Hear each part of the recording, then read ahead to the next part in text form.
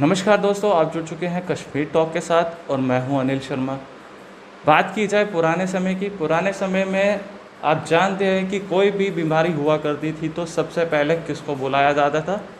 जी हाँ, आप ठीक समझ रहे होंगे कि वैद्य को बुलाया जाता था, जो आपकी बीमारी को छू मंतर से ठीक कर देता था और जो दवाइयाँ दी जाती थी उनके द्वारा वो छट से उस चीज़ का छुटकारा मिल जाता था। तो आज हमारे साथ सुशील कुमार जी यहाँ पर मौजूद हैं। हम उनसे बात करेंगे, जानेंगे कि इस कोविड के टाइम में जो पुराने जो वैदिक चीज़ें हैं, दवाइयाँ हैं, उनसे किस तरह से जो फ़ायदे होते हैं और इन्होंने इस कार्य को कब शुरू किया और क्या क्या फ़ायदे हुए हैं उस आयुर्वेदिक चीज़ों से, और उसी विषय पे हम उनसे बात करेंगे। तो हम इनका सबसे पहले स्वागत करते हैं। सर, बहुत बहुत स्वागत है आपका। जी जी सर, सबसे पहले मैं आपसे ये पूछना चाहूँगा कि आपने इस काम को कब शुरू किया और आपका इंटरेस्ट कब से रहा इस पे? इंटरेस्ट तो काफ़ी देर से था, लेकिन मुझे बताते हुए ये काफ़ी प्रसन्नता हो रही है कि मैंने गुरु शिष्य परंपरा में कार्य किया है। जी मेरे जो गुरुजी थे वो हिमाचल के रहने वाले थे, तो वो उनके पिता, दादा और उनकी अगली पीढ़ी जो पोते हैं वो भी इस समय वैदिक ही कर रहे हैं। तो उनसे काफ़ी कुछ मुझे सीखने को मिला, जो हमारी प्राचीन विधि थी, जैसे नाड़ी से परीक्षा करना, दवाइयों का निर्माण जो है वो स्वयं करना, और इस तरह से सीखते सीखते अब समझ लीजिए कि काफ़ी 25 से ज़्यादा साल ही हो गए हैं मुझे ये कार्य को करते हुए, और मैंने इसको व्यवसाय नहीं बल्कि मैंने सेवा के तौर पर अपनाया हुआ है। रही बात आपकी ये इस समय की, जैसे कोविड का समय चल रहा है, वायरस है, एक दूसरे से दूरी रखने की बताई जाती है, जैसे WHO के कुछ निर्देश रहते हैं या आयुष मंत्रालय के कुछ निर्देश रहते हैं। तो उनके हिसाब से अगर चलना हो तो हमें कैसे रोगी की पहचान करनी है कि उसको किस तरह का रोग है। पहले तो था कि जैसे नाड़ी की परीक्षा की जाती थी, सीधा वो तो संपर्क रोगी के साथ ही होता था। इसका किताबों में वर्णन है, जैसे रावण संहिता है और ये शरंगधर संहिता है, इसमें इसका वर्णन नाड़ी परीक्षा का किया गया है। ऐसे ही कुछ कथाओं में, कहानियों में धागे की द्वारा भी परीक्षण की विधि बताई गई है कि जैसे हम नाड़ी का परीक्षा करते हैं, ऐसे ही कोई ऐसे रोगी होते हैं जो संपर्क में नहीं आना चाहते हैं, चाहे किसी भी वजह से, चाहे बीमारी की वजह से या किसी पर्दा प्रथा, कुछ इस तरह की जब सामाजिक समस्याएं रही हैं, तो उस हालत में एक धागा जो हम आम तौर पर अपने धार्मिक कृत्य हैं इसमें हम बांधते हैं, वैसा ही धागा वो रोगी को पहनाया जाता था और दूर बैठ कर के 5 या 6 फीट की दूरी से वो वैसे ही परीक्षा की जाती थी जैसे वो हम नाड़ी की परीक्षा करते थे। अब रही बात आधुनिक समय की कि जैसे समय बदल रहा है, कुछ समस्याएं हैं। आयुर्वेद में हर एक समस्या का पुराना बताया गया है, उसके लक्षण बताए गए हैं। हाँ, आधुनिक समय में इनके नाम बदल गए हैं, लेकिन लक्षण वैसे के वैसे ही हैं। अगर हम देखें कि इनसे हमें कैसे बचना है, आयुर्वेद में तो एक चीज़ है कि जैसे हमें बीमार ही नहीं होना है, एक सीधी सी चीज़ बताई गई है कि हम बीमार ही क्यों हों, हम बीमार ना हों, इसके लिए उन्होंने 3 प्रमुख चीज़ों पर बताया गया है कि हमें समाज में, परिवार में किस तरह की चीज़ों को करना चाहिए। उसमें 3 जो प्रमुख चीज़ें हैं वो हैं आहार, विहार और विचार। आहार, खाना पीना हमारा हो गया, हम किस तरह का खाना खाते हैं, हमें क्या क्या खाना चाहिए, हमारी जो प्रकृति है, जो 3 तरह की प्रकृति है, वात, पित्त और कफ की, उसके हिसाब से हमारा खाना किस तरह से होना चाहिए। अगर हम अपना खाना सही लेते हैं तो हम बीमार नहीं होंगे। दूसरा आ जाता है विहार, हम कब उठते हैं, कब सोते हैं, किस तरह के कार्यक्रम करते हैं, तो वो भी इसी में आते हैं। जैसे खाना किस समय पर खाया गया, जो हमारा समय निश्चित किया गया है प्रकृति के द्वारा, उसके हिसाब से अगर चलते हैं तो हम बीमार नहीं होते हैं। तीसरा आ गया विचार, वो सीधा सीधा है, हमारे मस्तिष्क से संबंधित है। अगर हमारे विचार अच्छे हैं, बढ़िया हैं, तो किसी भी समाज में रोग का पदार्पण हो ही नहीं सकता है। तो आपने जैसे अभी देखा होगा कि कोरोना का ये तो एक तैयार किया गया है, सामाजिक विकृति कह सकते हैं हम, कि किसी देश ने कुछ ऐसे एक्सपेरिमेंट्स किए और उसके लिए सभी को भुगतना पड़ रहा है। जी। एक इंसान की सोच में थोड़ा सा अगर बदलाव आ जाता है तो क्या आयुर्वेद से उस चीज़ को थोड़ा सा ठीक किया जाता है, या उसको किस तरह से आप ट्रीट करते हैं? आयुर्वेद में तो हर एक चीज़ का बताया गया है, विश्लेषण किया गया है हर एक रोग का, कि कौन सा रोग साध्य है, मतलब जो ठीक किया जा सकता है, असाध्य है जिसको कभी ठीक ही नहीं किया जा सकता, कृशर साध्य जो मुश्किल से ठीक किया जा सकता है। हर एक की एक कैटेगरी बताई गई है। जो मानसिक है इसका तो हमारे जो सामाजिक उथल पुथल होती है, राजनीतिक होती है, पारिवारिक होती है, उनके असर पड़ते हैं। लेकिन कुछ दवाएं ऐसी हैं जो हमारे घरों में भी अक्सर आपने देखा होगा कि ब्राह्मी के पौधे लोगों ने घरों में लगाए होते हैं, तुलसी के पौधे घरों में लगाए होते हैं। ये सब चीज़ें जो हैं, ये जितनी भी मानसिक हमारे सोच से संबंधित चीज़ें हैं उनको ये ठीक तो करती ही हैं। लेकिन जो मुख्य चीज़ है समाज इसकी मानसिक समस्याओं के लिए ठीक करने के लिए, जो तो हमारा अपना व्यवहार है। अगर हम अच्छे व्यवहारिक हैं, अच्छी सोच रखते हैं, तो मुझे नहीं लगता कि हम बीमार हो सकते हैं।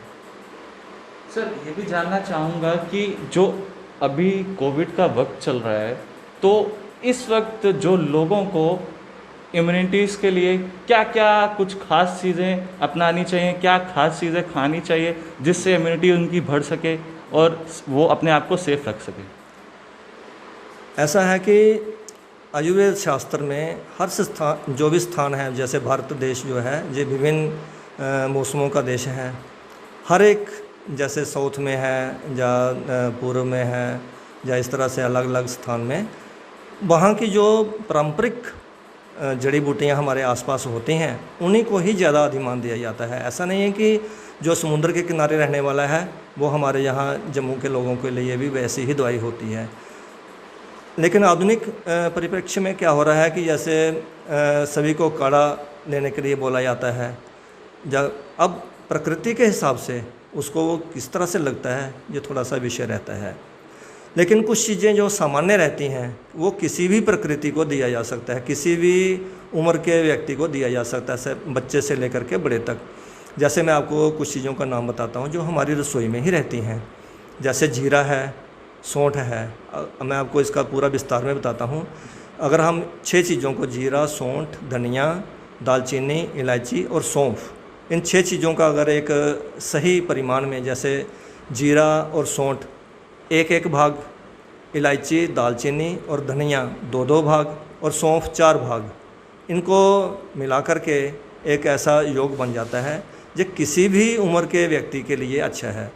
जो आधुनिक इस समय कोरोना का एक चल रहा है प्रकोप, इसका जो स्थान है वो हमारा गले के आसपास का है। और ये जो चीज़ें मैंने आपको बताई हैं ये इस स्थान के लिए बहुत ही अच्छी हैं।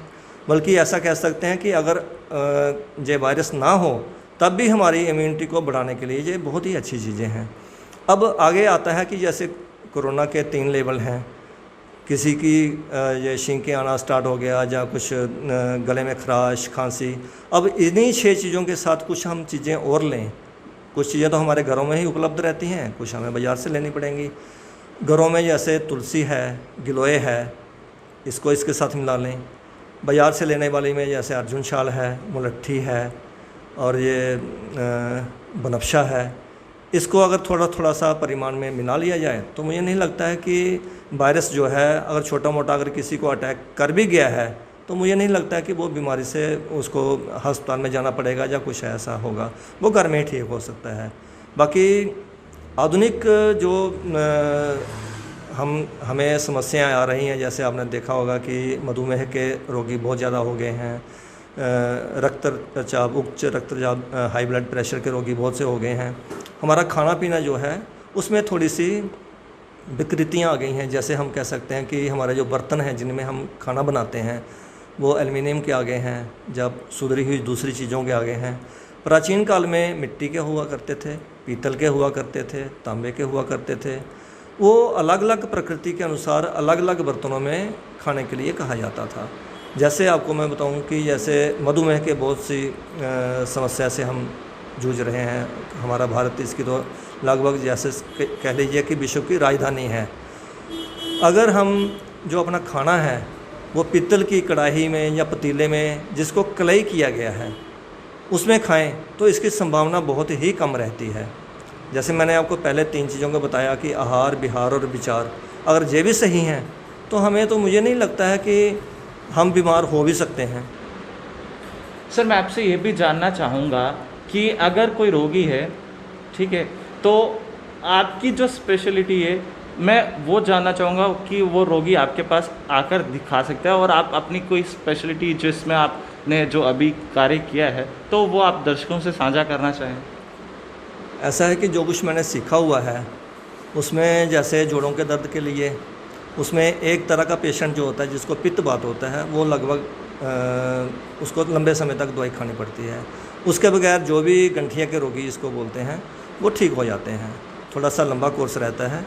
इसके अतिरिक्त आजकल आपने देखा होगा कि थोड़ा सा अवसाद, मानसिक अवसाद, डिप्रेशन के रोगी जो हैं, इस तरह से जा कई लोगों में दांतों की कमी हो रही है, जैसे रस, रक्त, मांस, मेद, मज्जा, अस्थि, वीर्य हैं, तो इनमें कुछ ना कुछ कमी रहने से भी आदमी बीमार हो जाता है, कुछ ना कुछ समस्या बन जाती है, या कुछ पेट के रोग हो जाते हैं। इनका आयुर्वेद में एक अच्छा इलाज है, सफल इलाज है, और ऐसा मैं भी जो इस तरह के जब रोगी आते हैं तो उनको काफ़ी फ़ायदा होता है।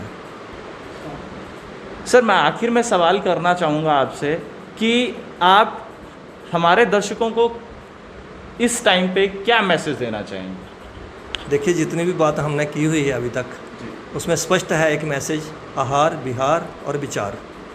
ये 3 चीज़ें अगर हमारी ठीक हैं तो समझ लीजिए कि हमें कोई बीमारी होने ही नहीं है। बाकी जैसे मैंने आपको बताया कि हमारे जो बर्तन हैं घर के, जो रसोई के, अगर हम उन्हें ठीक ढंग से इस्तेमाल करते हैं, ठीक ढंग से मतलब जैसे एल्युमिनियम, जो आधुनिक आ रही हैं चीज़ें जो हमें बीमार करने वाली हैं, अगर हम उनका त्याग कर देते हैं और अपनी पुरानी परंपरा में आ जाते हैं तो मुझे नहीं लगता कि हम कभी बीमार हो भी सकते हैं। तो दर्शकों, ये थे हमारे साथ आयुर्वेदिक, जिन्होंने ये बताया कि अगर हम पुरानी चीज़ों को अपना लें तो हम इस चीज़ से बहुत जल्द